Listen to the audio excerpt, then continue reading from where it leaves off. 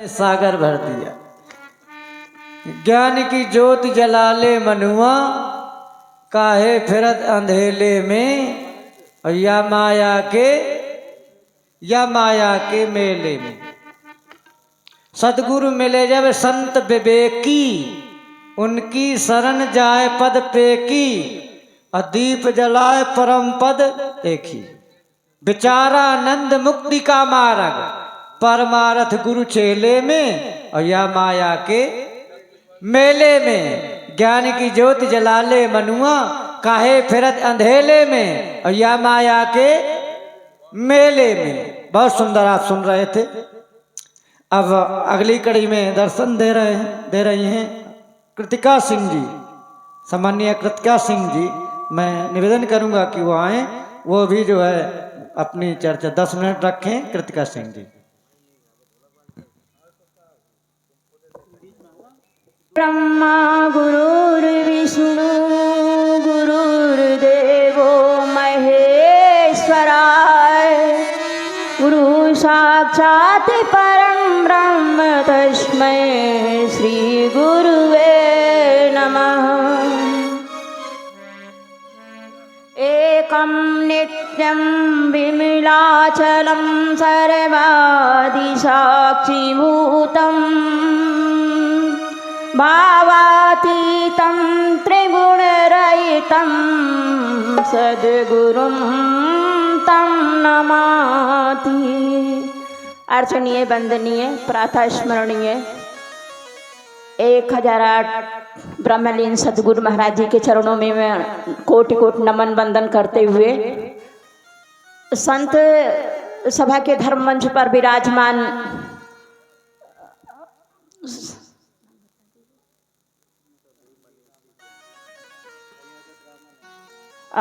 परम आदरणीय संयोजक परम पूज्य पाद रामानंद महाराज जी, संचालन के पद पर बैठे हुए मुक्तानंद महाराज जी, और सभी संत आचार्य जी। क्षमा करेंगे, मतलब मैं किसी का नाम नहीं जानती हूँ, इसलिए अगर कोई त्रुटि हो तो मैं क्षमा प्रार्थनीय हूँ। धर्म मंच पर बैठे हुए समस्त वेद वेदांत के ज्ञाता, परम विज्ञ मुनि ऋषि संत समाज को मेरा कोटि कोटि नमन और वंदन।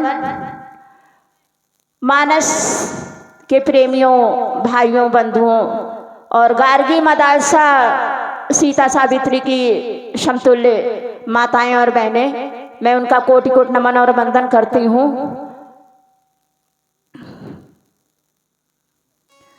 कहते हैं कि धर्म हमें अपने धर्म पे समान रूप से अच्छी तरह से चलना चाहिए। तो धर्म कहाँ से शुरू होता है? हमारे सदाचार से ही धर्म शुरू होता है। हम किसी के प्रति कृतज्ञ हों, नम्रता विनम्रता से व्यवहार करें, उनका सम्मान करें, उनकी कही हुई बातों का पालन करें, ये हमारे धर्म में आता है। ज्ञान की गति जो होती है और हमारा ज्ञान जो है उसकी गति क्या होती है? उसकी गति ऊर्ध्वगामी होती है। मतलब जैसे हम कोई दीपक जलाते हैं, उस दीपक की ज्योति ऊपर की तरफ ही जाती है, कभी नीचे की तरफ नहीं फैलती है। कभी देखा है कभी नीचे की तरफ फैलते हुए? नहीं देखा होगा। तो ज्ञान जो है हमारा, जब हमें ज्ञान हो जाता है तो हम इस संसारिक सारी वस्तुओं से मोह माया का त्याग करके और ऊपर की तरफ उठते चले जाते हैं। जैसे महावीर जी काली अमावस्या की रात में जब घटाटोप अंधेरा था और उस अंधेरे में हाथ को हाथ नहीं सुझाई पड़ता था, उस अंधेरे में वो प्रकाशमान हो गए। अच्छा, अगर अमावस्या की रात में एक दीपक जला दिया जाए तो उसका प्रकाश कितना गाढ़ा होगा? मतलब उसका प्रकाश सर्वत्र फैल जाएगा और लगेगा ये कि हाँ, कहीं पे कुछ जल रहा है। और वही दीपक अगर पूर्णिमा की रात में जला दिया जाए तो क्या उसका प्रकाश आपको मालूम चलेगा? चलेगा? नहीं चलेगा। तो ज्ञान जो हमारे अंदर होता है वो हमारे सदाचार के गुणों, पहले सदाचार आते हैं, फिर हमारे उनके गुण आते हैं, उसके बाद ज्ञान जो है ज्ञान प्राप्त करते हैं। ऐसे ही मैं आपको एक छोटी सी बोध कथा बताती हूँ। एक युवा ब्रह्मचारी था जो देश विदेश में जाकर ज्ञान, वेदों शास्त्रों का ज्ञान ग्रहण करके आया, और जब वह विदेश से अपने स्वदेश लौटा शास्त्रों का ज्ञान ग्रहण करके, तो उसमें वो कहता तो था कि मुझ में अभिमान नहीं है, लेकिन उसमें एक तरह से अभिमान आ चुका था, क्योंकि जब वो अपने स्वदेश लौटा, जहाँ पर वह उसका स्थान था रहने का, उसका परिवार था, वहाँ पे जब लौटा तो वह जो मिल जाता, जैसे चाचा मिल गए तो उनसे कहता कि क्या आपने मेरे जैसा कोई ज्ञानी, कोई विद्वान पुरुष देखा है? तो वो बेचारे ना जवाब दे पाए। और कोई जो भी व्यक्ति मिलता, धीरे धीरे ये बात फैलते फैलते पूरे गांव में फैली, फिर थोड़ा और फैली, फिर धीरे धीरे बात ये जंगलों तक पहुंच गई, जहां पर महात्मा बुद्ध जी विराजमान थे। महात्मा बुद्ध के कानों तक ये बात जब पहुंची तो उन्होंने सोचा, अरे ये तो विद्वान होते हुए भी इसके अंदर एक बहुत बड़ा दुर्गुण आ गया है, बहुत बड़ा ग्रहण लग गया है। वो उन्होंने ब्राह्मण का वेश धारण किया, और वेश धारण कर वह उस विद्वान के पास पहुंचे, और उस विद्वान के पास जैसे ही पहुंचे उन्होंने कुछ कहा भी नहीं उस विद्वान से, लेकिन वो ब्राह्मण जो युवा ब्रह्मचारी था उसने उनसे पूछा, तुम कौन हो? महात्मा बुद्ध से उसने क्या पूछा कि तुम कौन हो? तो उन्होंने कहा कि मैं अपने मन और इंद्रियों पर स्व अधिकार करने वाला एक तुच्छ मानव हूं। तो उन्होंने कहा कि ये तो मेरी समझ में नहीं आया, तुम इसका विस्तार से वर्णन कर कर बताओ। इस शब्द का उच्चारण जो है युवा ब्रह्मचारी ने किया। तो महात्मा बुद्ध ने कहा कि तुम्हें क्यों नहीं समझ में आया? तुमने तो शास्त्र पढ़े हैं, वेद पढ़े हैं, क्यों नहीं समझ में आ रहा? तो उसने कहा, नहीं, तुमने बताया तो मैं तुमसे ये पूछता हूँ कि तुमने अपने ऊपर कैसे अधिकार कर लिया? व्यक्ति अपने ऊपर स्वयं कैसे शासन करता है? मुझे इस प्रश्न का उत्तर दो। तो उन्होंने कहा कि जब किसी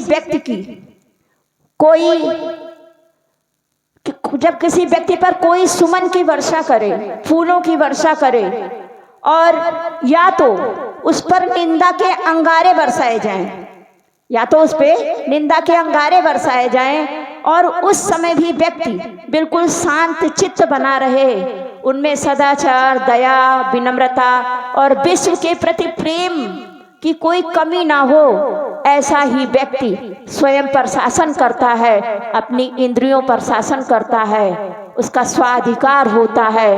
और जब ये बात उन्होंने उस युवा ब्रह्मचारी से कही तो वो युवा ब्रह्मचारी सोच विचार में पड़ गया।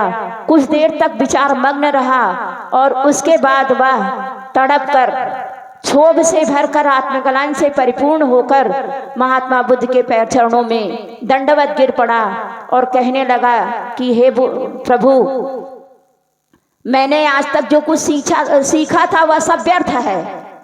मुझे तो अभी आपसे बहुत कुछ सीखना बाकी है। मैं तो अपने अभिनव में ये भूल गया था कि सदाचार का पहला पाठ क्या होता है। तो महात्मा बुद्ध ने कहा, उठो, बस आओ चलें हमारे आश्रम। आज तुमने ज्ञान का और सदाचार का पहला पाठ पढ़ लिया है, जिसका कि नाम नम्रता है। उसने इतने महान पुरुष को गुरु रूप में पाया। तो आइए हम गुरु की महिमा का वर्णन एक भजन के माध्यम से बताते हैं कि गुरु की महिमा क्या होती है।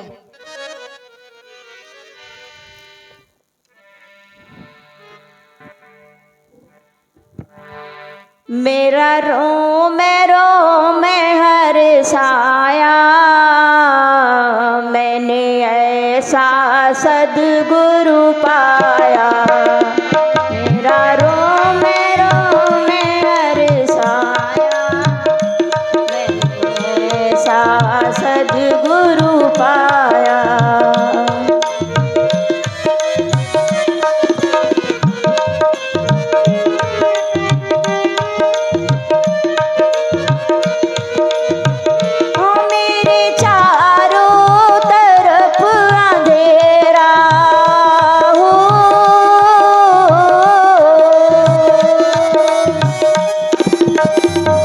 मेरे चारों तरफ अंधेरा, नहीं दिखता कहीं सवेरा।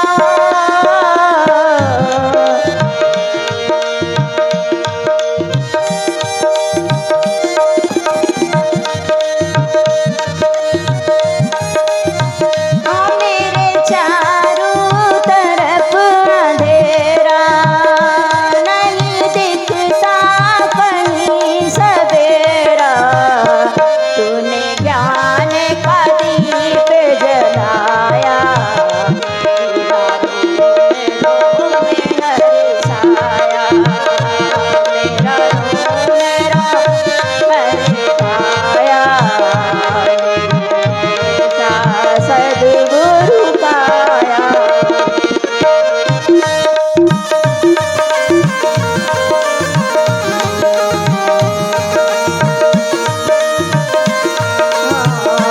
मेरी नावे भंवर में डूब रही, पतवार पकड़ता कोई नहीं।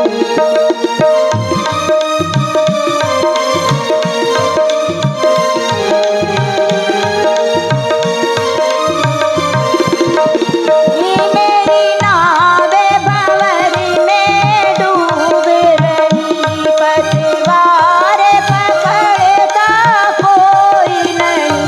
तूने मुझको पार लगाया, मेरा रो में हर्षाया।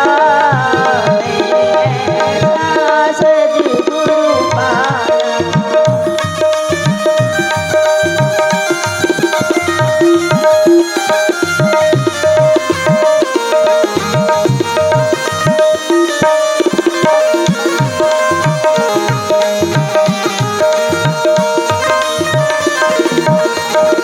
अवे गुण से मैं भरी हुई, सर मटकी पाप की धरी हुई।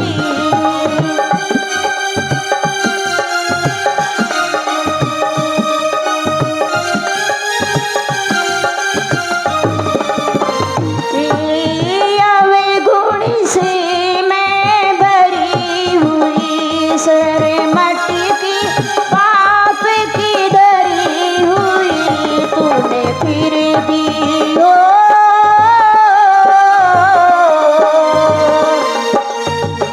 तूने फिर भी मुझे गले लगाया। मेरा रो में हर्षाया, मेरा रो में हर्षाया। मैंने ऐसा सद्गुरु पाया।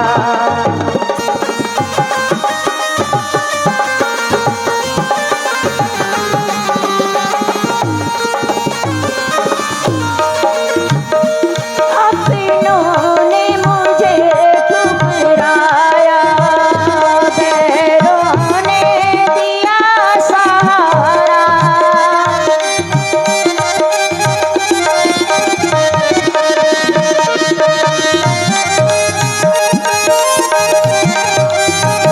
अपनों ने मुझे ठुकराया, गैरों ने दिया सहारा।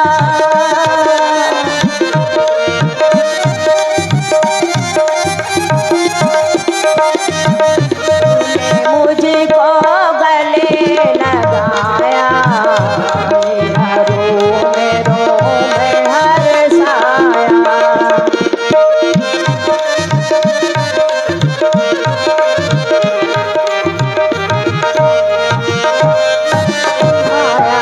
मैंने ऐसा सद्गुरु पाया। मेरा रो में हर्षाया। मेरा रो में हर्षाया। मेरा रो में हर्षाया।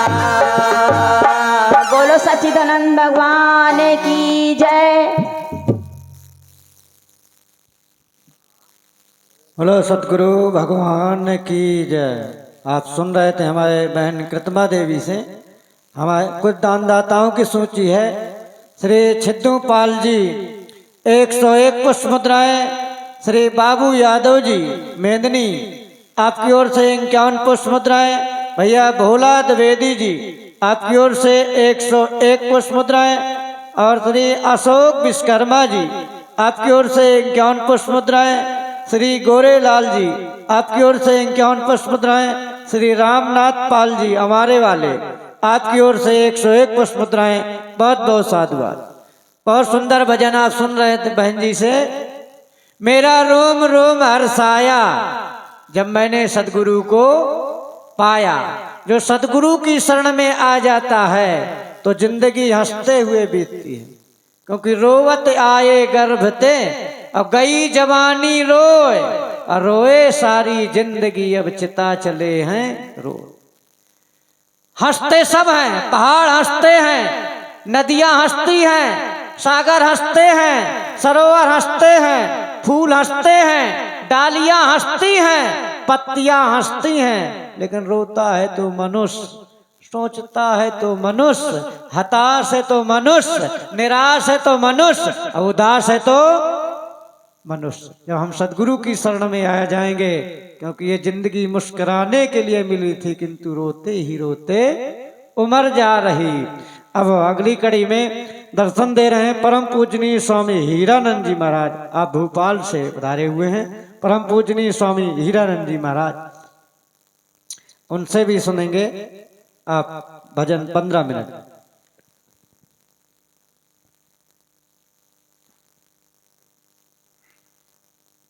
और 21 पुष्प मुद्राएं हमारे 51 पुष्प मुद्राएं हमारे सीताराम जी। बहुत बहुत साधु। ओम गुरुर्ब्रह्मा गुरु